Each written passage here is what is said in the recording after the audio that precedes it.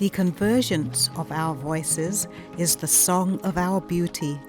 Many voices will speak here, the song woven through diverse notes.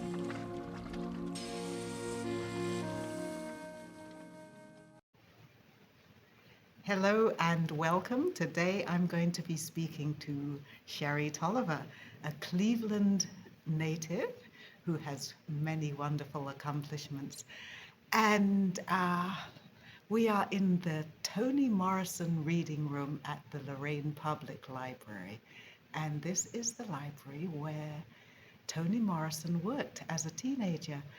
So we thought this was a nice spot to talk to Sherrie because she is from the Cleveland area and we are just not too far, just a little bit west of Cleveland.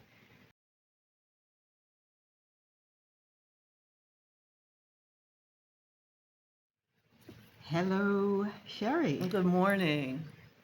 And you have had a 50-year career Yes, ma'am. as an actor, director, writer,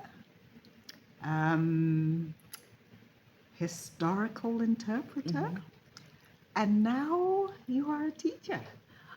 I'm a tutor. Yeah. A tutor. And I also Okay. had a stint as a stand-up comedian in the 80s and wow. 90s. Yeah. So you've had a very varied and fun career, I think. It's been a wild ride. Yeah. So when did you begin?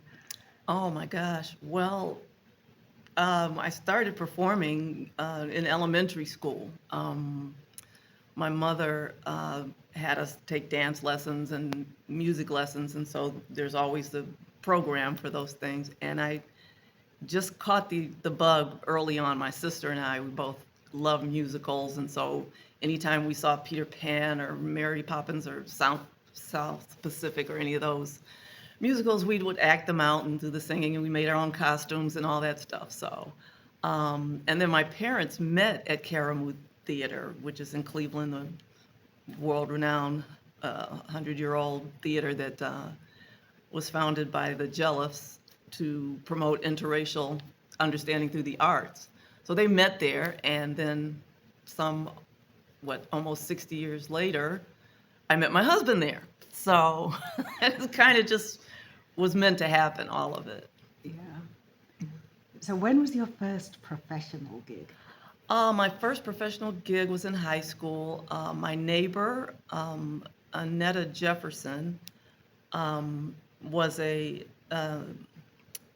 what was she doing then? I think she was directing and teaching in Cleveland, and she asked me to do like a silent portrayal of a cleaning woman. She was doing I think the Langston Hughes series about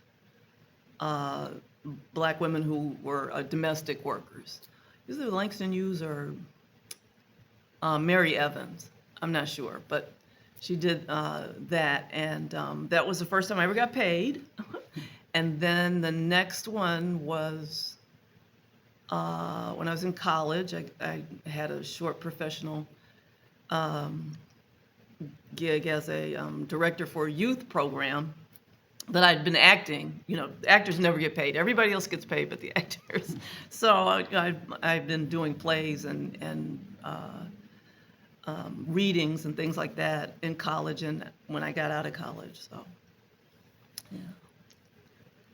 Okay, and what would you say you liked the most? Is it directing? Is it acting? Oh boy. Is it writing? I have to say the thread that runs through all of that is storytelling.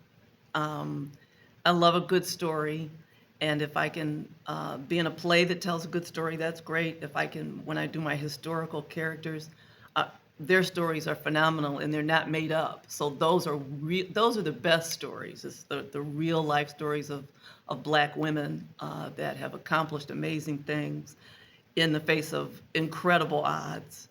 And then I enjoy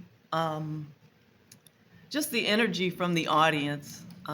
Writing is the hardest because it's solitary and there's no give and take. from the audience. The audience is in your head, and half the time it's criticizing you. So writing is the hardest. Storytelling is the most joyful for me. Yeah. Do you have any favorites of the women you have portrayed? Oh my God, I'm not a favorites person. I love so many things that attribute that to ADHD, I guess. But I'll say a few of my favorites are Rosa Parks, um, whose story is much more fascinating and courageous than people know. The day on the bus was just one day in an amazing life. Um, Katherine Johnson, the mathematician who worked for NASA and did the flight path for John Glenn to orbit the moon. Her story is amazing. Then there's some local women. Lucy Stanton Day, who was the first Black woman to graduate from college in Oberlin, right up the road here in Lorain County. And there's so many. There's so many. That's three. Yeah. Yeah. And what organization is it that has been putting on these? And Oh yeah. This year marks the 30th year. I don't know how that happened, but time marches on. 30th year I've been with a group called Women in History, which is based in Lakewood, Ohio. And so we've been doing historic characters for long. The group is older than me, but I've been there 30 years. And that's been a real joy because I love history. And like I said, I love telling these stories. And for the 100th anniversary of women's suffrage, we had all these events planned, and we were going to go to Connecticut and Maryland, and it was all, it was a huge centennial for women, for the country, and COVID hit. And so, we didn't get to do all the things we wanted to do. We did some virtual programs, but now we're working on the Underground Railroad because Cleveland and Lorain, they've started this, I guess, the National Park. What is it? National Parks Association? National Park? I don't know what the initials are, but they are designating, national landmarks and giving money to research them and interpret them. So we're working on that now. So that's really exciting. That's part of the reason I'm back here, because I live in Raleigh, North Carolina now. yeah. Yeah. And so when is this new program going to hit the road, as it were? Well, we get bookings, so there's not like, a whole itinerary at this point, but there is a app for a different group that I worked with that tells the story of the Underground Railroad in Cleveland. And of course, I can't think of the name of it now. Maybe you can put it in the notes. Yeah. Yeah. And as I said, you grew up in Cleveland, and your parents were active, weren't they, Oh, in my the goodness. civil rights era? Yeah. Yeah. The longer I live, the more I realize how amazing both of them were. When you're growing up, they're just your parents. But yes, my father was a civil rights attorney, went to Jackson, Mississippi after the voting rights bill was passed so that they could ensure that Black people could register to vote without being hassled. And we were terrified when he was down there, but he came back. He had some horror stories that I didn't know about until after he died. I found some articles, and I had no idea. I knew what was happening in the South, but I did not know the things that he spoke of. And just from the 1950s, before it was the topic of conversation that it is now, addressing police brutality, like way back in the 1950s, and the institutional racism that was in the so-called justice system. And my mother opened the first at the time, this was the 60s, so it was called Negro History Bookstore between New York and Chicago. And that was kind of, I guess, between the music lessons and the history bookstore, that is why I have a love of history and theater. So that was wonderful working in her store and reading those books. And it was very controversial. She was accused of being a communist. Uh, she sold the Black Panther books and the Malcolm X and the Nation of Islam books. But she got magazines and newspapers from Africa. It was really phenomenal. But like I said, you don't think about it at the time. You just think, oh, this is cool. Yeah. But she spent her life volunteering in different organizations, fundraising and just hands-on volunteering. She didn't want to be the attorney's wife that was a socialite. She wanted to she was a member of the National Council of Negro Women, and that kind of organization is the organizations that she joined, the ones that were serving. They had that lift as we climb mentality, and so Boy Scouts, Campfire Girls, homeless people tutoring adults to get their GED, volunteer guardianship for elders who didn't have any family to represent them. She always gave. She was a great lady. Hmm. Yeah. And could you maybe mention one of the horror stories that your father faced? Oh my goodness. Well, the funny story is that he said he went down there with a Jewish man. The two of them were the only ones from Cleveland to go, and he was the only black attorney to go from Ohio. Most of the attorneys that went were white.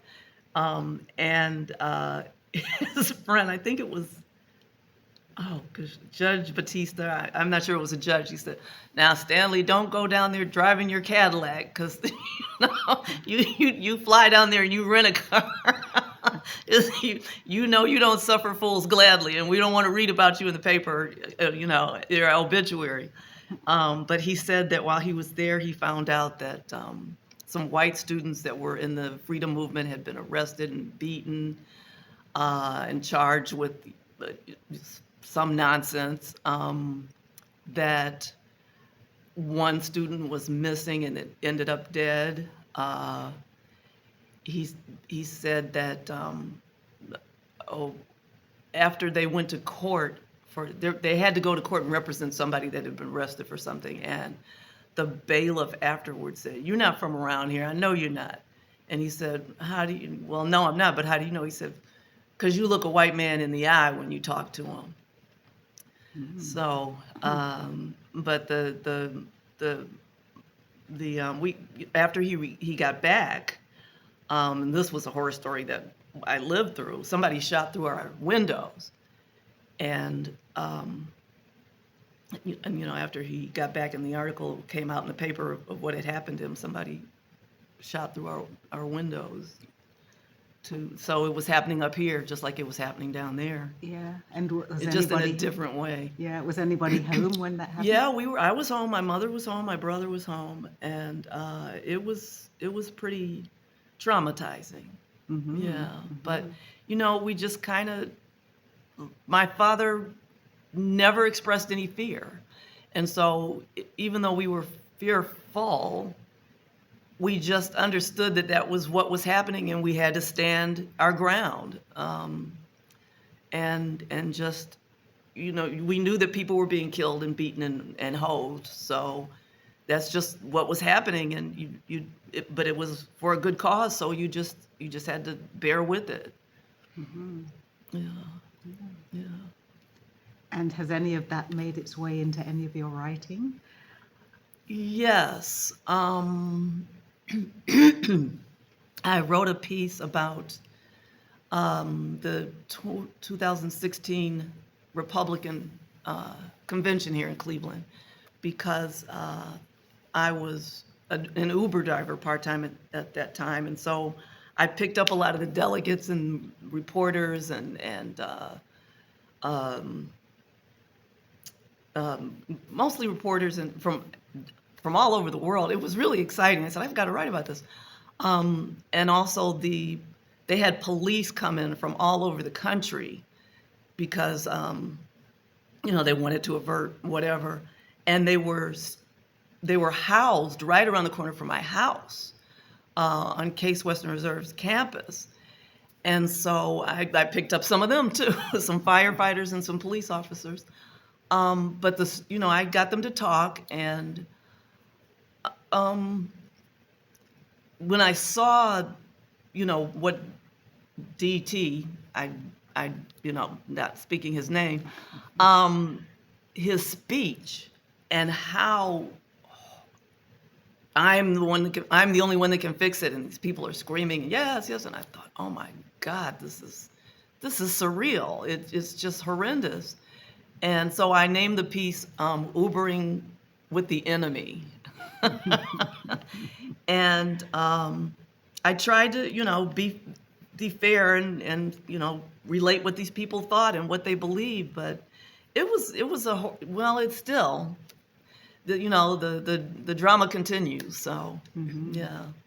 And where was that piece published? Where would we find it? I haven't published it. I haven't published it, but thank you for reminding me that that's something that I need to do, especially since this year is another election year. Maybe this would be a good time to do it. Yeah. Yeah. Would you like to say anything else about your work or life? Well, what I'm working on now is family history. My plan is to put together all the pictures and newspaper articles that I have for my family, and do a family history next year, because that'll be the 100th anniversary of my dad's birth. He was born in October 29th, 1925. So it'll be the centennial, and I would like to put together a retrospective, kind of focusing on him, but about my whole family, because all of them were pretty interesting. and so my goal is to kind of do like a Garrison Keillor's Lake Wobegon Tales. This would kind of be like a Cleveland Tales of growing up here, and the different characters and people that I met and were in my family over the years.